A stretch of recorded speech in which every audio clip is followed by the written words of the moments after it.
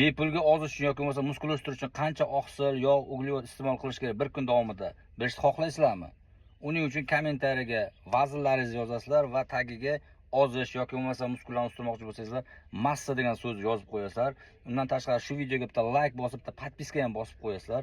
Har bir odam direktiga kirib, vazniga qarab kuniga qancha oqsil, yog', uglevod iste'mol qilish kerak. Ozish uchun yoki bo'lmasam massa olish uchun qancha iste'mol qilish kerakligini mutlaqo bepulga tuzib beramiz.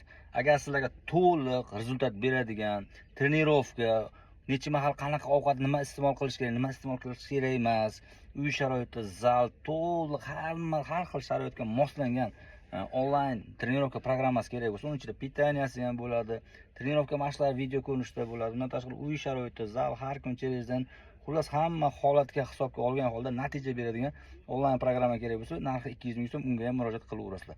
Podpiska, like esdan chiqmasin. Ketdik do'stlar.